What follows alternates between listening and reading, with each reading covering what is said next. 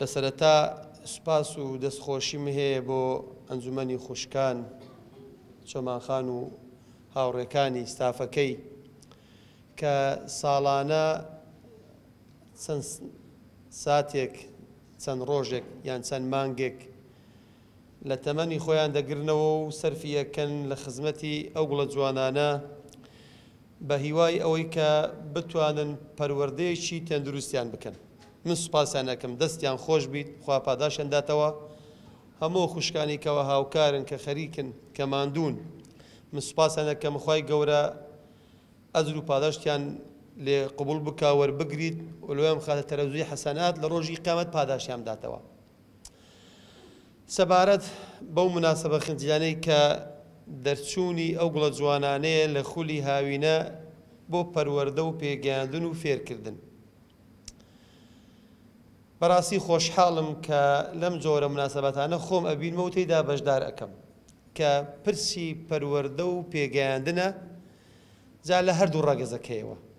خۆشەویستان دایکان و خوشکانی بەڕێز، ئێوە بە خۆشتان ئاگادارن دەزانن کە لە ڕۆژگارێکی وەک ئەمڕۆدا ئەرچی پەروەردە زۆر قرس بووە.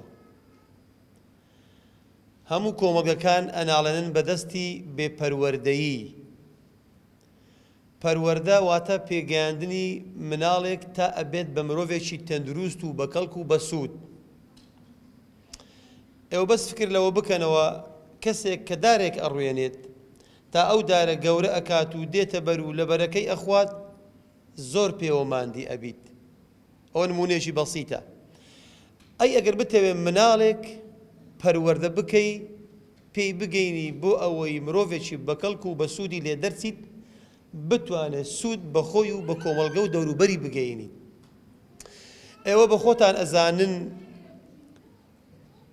ئەو وێزگانەی کە پەروەردە تێک ئەدەن و خێزان تێک ئەدەن زۆرن.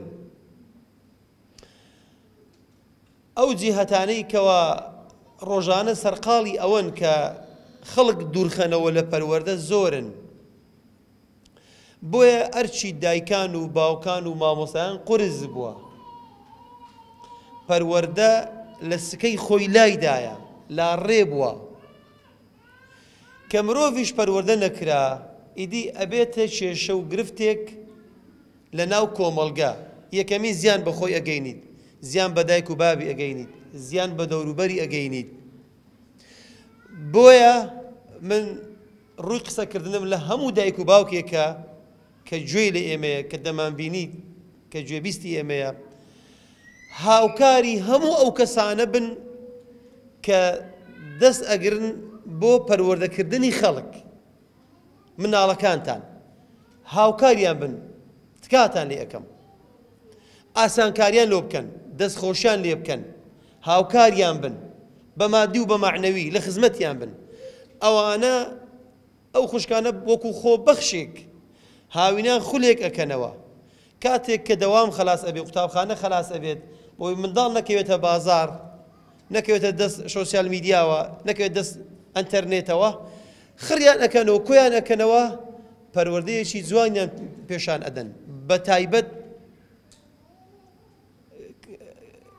ڕگەزی کت کە زۆر پێویست کە سبەینێ ئەو مناڵە ئەبێت بە دایک، ئەو دایکە ببێت بە مامۆستا لە ماڵێ، ببێت بە قوتابخانە لەو منداڵەکانی. بۆیە هاوکاریان بن. ئەزانن پەروەردە لە ئاینی پیرۆزی ئیسلام چ گرنگ و بایخێکی هەیە، چەندە گەورە و گرینگە.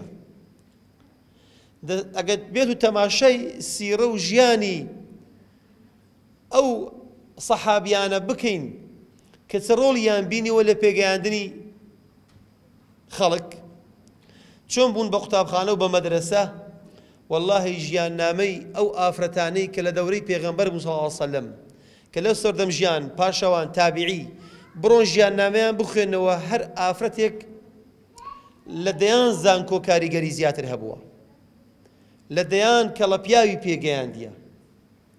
بۆیە کۆمەڵگەیان گۆڕی، معجزەیان خوڵقاند. حەسەنی بەسری ڕەحمەتی خوای لەسەر بێ کە زانایەکی زۆر گەورە بووە، مفەسیر بووە، بە سەدان هەزاران خەڵکی پێگەیان. حەسەنی بەسری ئەو پیاوە گەورە مامۆستاکەی ڕابیعەی عەدەوی بوو، شێرە ژنێک بوو، دەرسی پێ ئەگۆت بە حەسەنی بەسری. ئەگە تەماشای جەنگ و جیهاد بکەین، ئافرەتانی ئەو سەردەم ڕزا و ڕەحمەتی خۆیان لەسەر بێت لە جەنگ و جیهادیش پشکی شێریان بەرکەتیە. یەکەمی شەهیدی ئیسلام سومەیە بووە، ڕزا و ڕەحمەتی خوای لەسەر بێت. کەواتە لە هەموو بوارێک ئەسپی خۆیان تاودایە و شان بەشانی پیاوان خەبات و تێکۆشان و پەروەردە و پێگەیاندن و خێزانیان پێگەیاندیە، ئەرچیان خورز بووە. ئەوەی ئێوە ئێستا لەو سەردەمەدا خۆشەویستان، دایکانی بەڕێز، خوشکانی بەڕێز، تەنها ئێوەیە کە بتوانن لە ماڵی خۆتان ئەو منداڵانە پەروەردەیان کەن، با لە دەستان نەڕۆن، با ئەو تەمەنیان بەلاش نەڕوات، لەم زۆرە خوڵانە بەشداریان پێ بکەن، بیان نێرن، لە تەماشایان کە بزانن لەو هاوینە چ فێر بووینە ئەو منداڵانە، ئەو خوشکەکان چ فێر بووینە، چەند شتی جوان فێر بووینە، چەند ئاداب و ئاکار و ڕەوشتی جوان فێر بووینە. ئەی ئەگەر نەهات بایە چی ئەکرد لە ماڵ، چی ئەکرد لە کۆڵان، بەچەوە مەشغوڵ ئەبوو، ئەو تەمانی بەچە بردە سەر. ئەوەندە کاریگەری هەیە ئەو دەرسانە حتا لە قوتابخانەش ڕەنجی دایتەوە، لەوێش تەئسیری خۆی کردیە. ئەگۆ بەس ئەو بینە پێساوی خۆتان پێغەمبەری خوا صلی الله عليه و آله وسلم بۆمان باسی یەشێک لە مەشهەدەکانی ڕۆژی قیامەت ئەکات، یەشێک لە دیمەنەکانی ڕۆژی قیامەت ئەفەرمێت دایک و باوکێک لە ڕۆژی قیامەت لە ساعی مەحشەر کە بە هەزاران ملیۆنان خەڵکی تێدایە، دایک و باوکێک دینن لە شوێنێک دانن ئاوا سەکۆیەک هەموو عالەم ئەیان بینیت، یەک و تانزی زێر ئەکەنە سەریان. پێغەمبەری خوا فەرمێ صلی الله عليه و آله وسلم فەرمێت ئەو تانزەی سەریان ئەوەندە بە شۆقە لە ڕۆژ شەبەق و ڕۆشنایی زیاترە. ئەو دایک و باوکە پێیان سەیرە، تەماشای خۆوەکەن، کردەوەیەشی هەندە زۆریان نەکردیە ئەو هەموو ڕێزیان لێ بنێن، پێیان سەیرە بیت ئەڵێن ئەی پەروەردیگارە ئەو هەموو ڕێز و تەقدیرە چێ لە ئێمەت نایە، ئێمە کردەوەی هەندە زۆرن نییە. خوای گەورە وەڵامیان ئەداتەوە کە پێغەمبەری خوا فەرمێت ئەزانن ئەو ڕێز و تەقدیر و شکۆیەی چییە؟ ئەو مناڵە بوو کە لە دنیا هەتان بوو نارتان بۆ شوێنێک لەوەی فێری قورئان بیت، ئەو ڕێزە ئەوەیە. ئەگە دوو منداڵ بن، ئەگەر سێ بن، ئەگەر چوار بن، چێ هەیە حەز نەکات لە ناو ئاپۆڕای خەڵک بتهێنە دەردەستت بگرن خەڵاتت کەن؟ هەموو کەسێک حەزی لە ئەوەیە، ئەوە لە دنیا.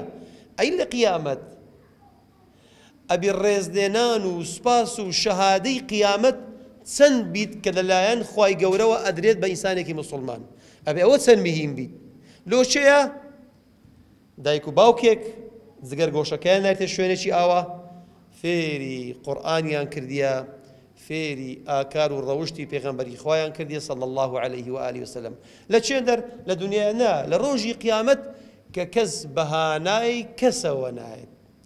ئەو موژدەیە زۆر گەورەیە خۆشەویستان، واللهی زۆر مهمە. دە هەوڵدەن ئەو ڕێز و تەقدیر و ئەو شکۆیە بەدەست بێن لە ڕۆژی قیامەت.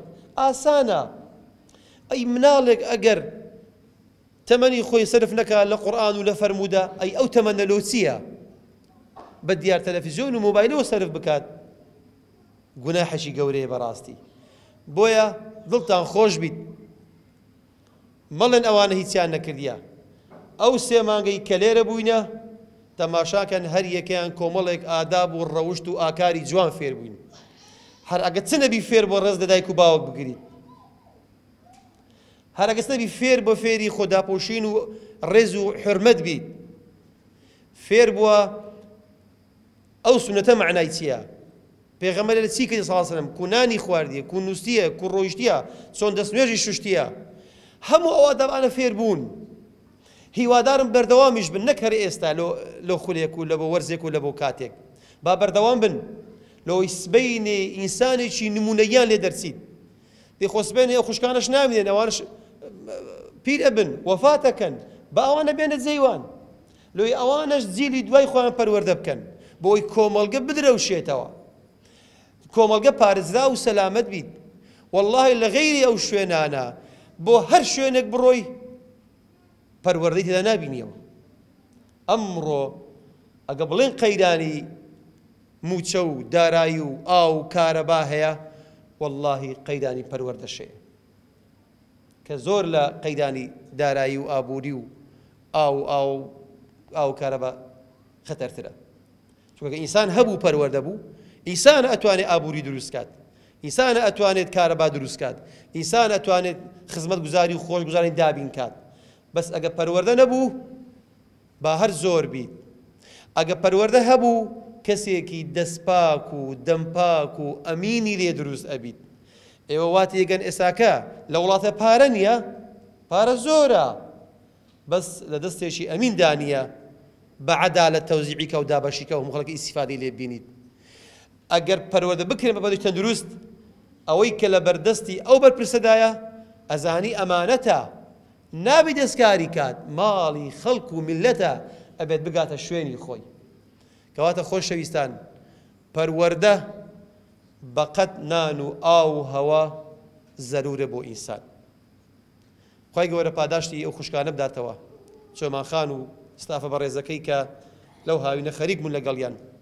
ئەم سوپاسە دەکەم زارێکی تر، وەڵڵاهی پێمان بکرێ هاوکاری ئەو جۆرە کەسانە بین کە لە کاتی خۆیان نەگرنەوە، لە ئیسراحەتی خۆیان نەگرنەوە لە شتێکی ئاوا سەرفی ئەکەن.